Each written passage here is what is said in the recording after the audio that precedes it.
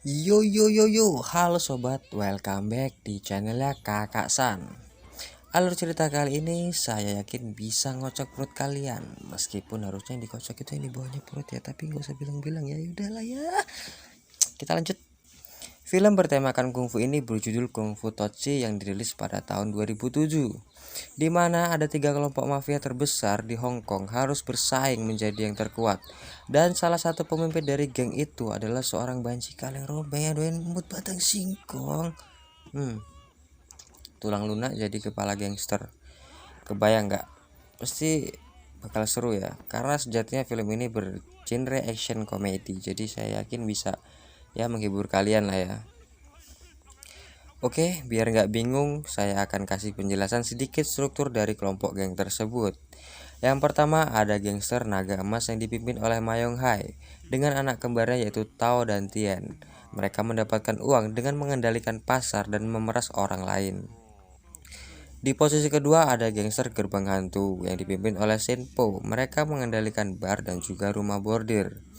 Dan gangster yang ketiga ada gangster Rong Jae Ali yang dipimpin oleh Fei. Mereka mengendalikan dunia perjudian, kasino dan lain sebagainya. Oke, nggak usah kebanyakan bacot, mending kita langsung play aja filmnya, gas. Di awal film terlihat pria gendut bernama Nokro sedang berlari tergesa-gesa. Ia menemui rekan-rekannya di sebuah bar dan mengatakan kepada Tao jika sesuatu telah terjadi.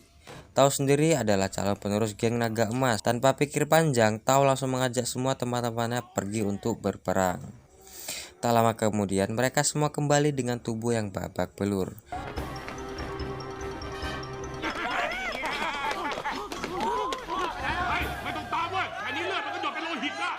Alhasil, Nokro dimarahi oleh rekan-rekannya karena tidak memberitahu jika mereka kalah jumlah dengan musuh. Nokro juga lah satu-satunya orang yang tidak terluka karena ia melarikan diri. Dangkrik, wis lemu, elek, kaburan, gak setia kawan. Ini teman macam apa nih, bunuh aja orang kayak gini-gini ya. Kemudian scene berpindah di kediaman naga emas. Terlihat 2 orang pria. Ia adalah Kun, orang kepercayaan naga emas, dan Mayong Hai, yaitu pemimpin naga emas saat ini yang sudah sakit parah terkena asam urat. Kun pun mengungkapkan kegelisahannya dengan apa yang sudah terjadi dengan naga emas. Keadaan pemimpin naga emas saat ini sudah parah, bahkan penerusnya juga harus kehilangan satu lengannya akibat perkelahian di awal film tadi. Jika keadaan ini diketahui rival mereka, mereka hanya akan menjadi bahan tertawaan. Saking tidak inginnya keadaan ini diketahui oleh siapapun, aksi kocak pun terjadi di rumah ini demi menutupi kekurangan naga emas. แหวนประจำตระกูล เอ้าหายไปได้ยังไม่มีเนี่ยเฮ้ย Kemudian scene berpindah di pasar, yang terlihat ada 3 pria feminim sedang menonton barongsai yang dimainkan oleh Tian. Tian sendiri adalah saudara kembarnya Tao, tapi karena sejak kecil Tian sudah tulang lunak, maka ia tidak diakui oleh ayahnya dan dibesarkan oleh ibunya seorang diri. Dan ternyata para tulang lunak ini adalah teman-temannya Tian. Mereka mencela Tian karena barongsai tidaklah feminim. Di sini Tian merasa tidak puas dengan perkataan mereka karena Tian sangatlah ingin terlihat feminim. Kemudian trio Ciban ini mengajarkan hal-hal konyol kepada Tian supaya terlihat feminim. Aduh, udah jelek banyak tingkah, kampret.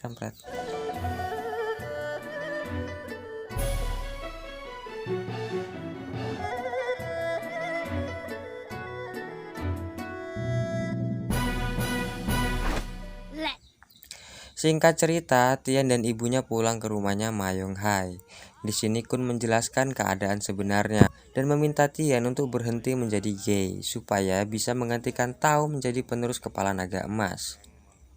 Beberapa saat berlalu, saat ini Tian telah menggantikan Tao.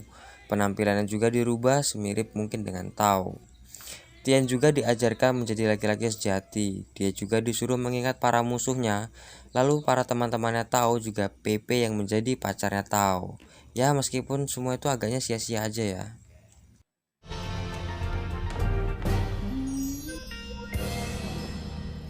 เริ่มแรกก็หลุดเลยนะจังไร ใครใช้มึงรับกู มึงคิดว่ากูจะล้มเหรอ Sementara itu di daerah Gerbang Hantu terjadi perkelahian dikarenakan ada orang asing yang ingin membeli paksa bar miliknya Senpo. Senpo pun dengan sigap langsung menyuruh bawahannya untuk menghajar mereka. แมวเซาฆ่าอะไรพี่แมวเซาโอ้โหต้องบอกว่าเต็ม Shin berpindah lagi ke Geng Rongjai Alley. Di sini saya nggak mau banyak ngoceh, saya cuma pengen ngasih tahu kalau ini adalah kepala Geng Rongjai Alley ya yang bernama V, yang kelakuannya sama aja lah pekok kayak yang lain-lainnya ya. Dan tidak hanya di bar miliknya Senpo, kasino miliknya V juga dikacaukan oleh para orang-orang asing tadi dengan alasan sama, yaitu ingin membeli paksa kasino miliknya V. ทำไมเจ้านายก็ต้องขายด้วย เขาลือกันว่าระวังพี่พยายามเลยพยายามเลยเฮ้ยเป็นไงบ้างพี่อ้าวไอ้หนีทั่วโลกมันล่วงเว้ยเฮ้ยเก้าอี้ครับเฮ้ยพี่เฟยไม่ต้องใช้เก้าอี้ Malamnya Pepe berkencan dengan Tien yang menyamar menjadi Tao. Pepe bercerita tentang keperkasaan Tao menghadapi para musuh dengan gagah berani. Tapi ekspresi Tien malah terlihat sange dan sangat bernafsu waktu diceritain keberaniannya Tao. เบียดกกหูหายใจลดกันฟูดฟูดฟูด Dan ketika di tengah perjalanan mereka melihat seorang penjaga toko dipukuli, Tien pun datang untuk menolongnya. Rupanya mereka adalah anak buahnya V yang sedang mencoba merebut daerah kekuasaan Naga Emas. Dengan sedikit curi-curi kesempatan, Tien pun meraba-meraba mereka sambil bertarung. Dan tentu saja pertarungan ini pun dimenangkan oleh Tien. เสียชายเอาไงพี่เอาไง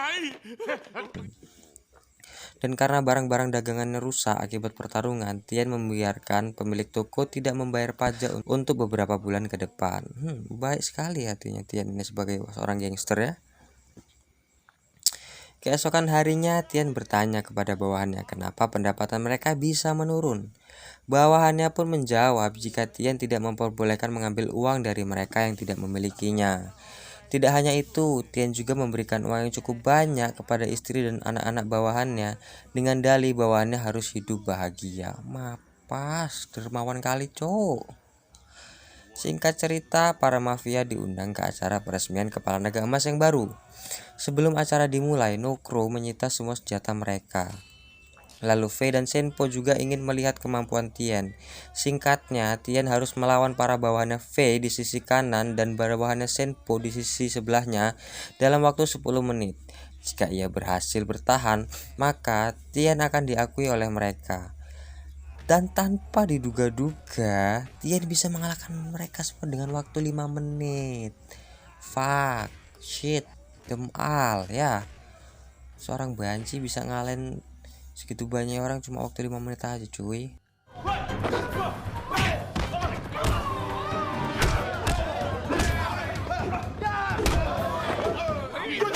ชกไม่ปราณี ต้องกูเองแล้วล่ะ ได้ตรงนั้นนะ ไม่หยุด อย่ามาห้าม แล้วทีนี้จะเอายังไง 5 นาที Di sela-sela waktu senggang, Tien sesekali bertemu dengan rombongan feminimnya. Di sini ia menjelaskan jika ia sangatlah tertekan menjadi seorang mafia dan ingin kembali memakai riasan agar terlihat feminim lagi. Tapi salah satu temannya berkata jika Tien adalah orang yang sangat beruntung karena bisa dikelilingi oleh para laki-laki tampan dan juga brotot setiap harinya. Bangkai. Suatu ketika Senpo yang masih bersikeras merayu putrinya agar tidak lagi berhubungan dengan Tao mendapatkan kabar jika kakaknya Ming dan anaknya Pio akan datang dari Singapura. Akhirnya cerita pun terungkap di mana 8 tahun lalu putra V yang bernama Kang dan juga putri pertamanya Senpo yang bernama Ming menikah. Meskipun tidak direstui kedua orang tuanya, setelah memiliki anak bernama Pio, mereka berdua memutuskan tinggal di Singapura dan meninggalkan Hong Kong. V dan Senpo sangatlah menyayangi cucunya ini. Namun V masih terlihat tidak bisa menerima Ming. Begitu juga sebaliknya dengan Senpo pun masih tidak bisa menerima Kang. Dan hanya sayang kepada cucunya yang super nakal ini. Hal ini terungkap ketika di kasino terlihat Pio menghampiri V di ruangannya sambil membawa tas. Pio menjelaskan jika tas itu berisi Wong Fei Hung. Tentu saja kata-katanya itu membuat semua orang bingung. Tidak lama berselang seekor ular pun muncul dan membuat panik seluruh pengunjung kasino. Dan rupanya itulah ulahnya Pio.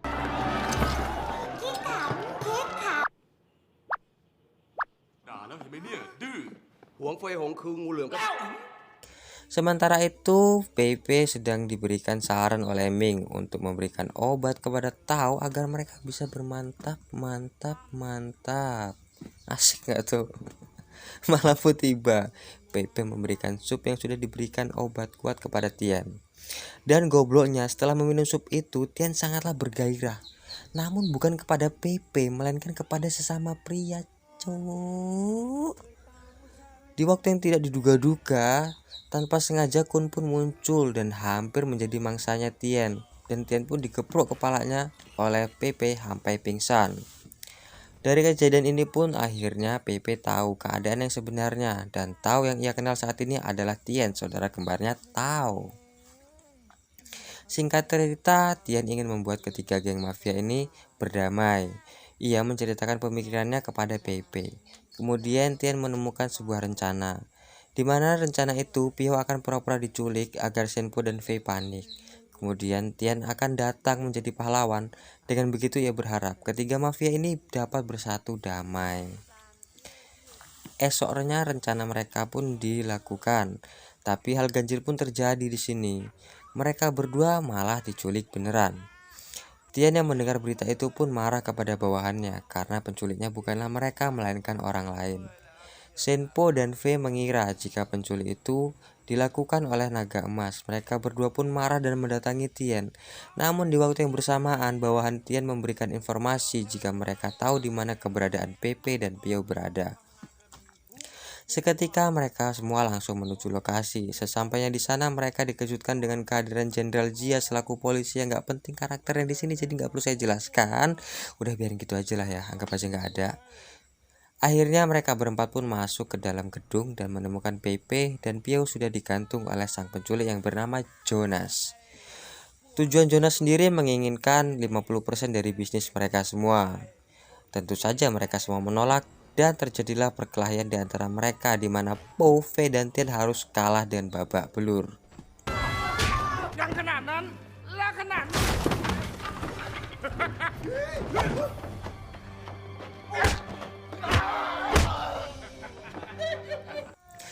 Di waktu yang tidak diduga-duga, Tao yang asli pun muncul. Meskipun keadaan sedikit berubah, namun akhirnya Tao harus berakhir dengan pingsan.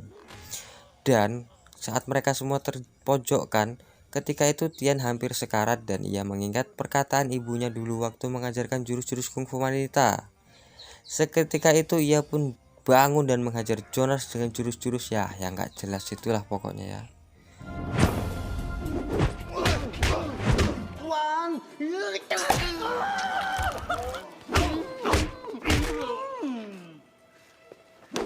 Heng Jie แปลงเพศ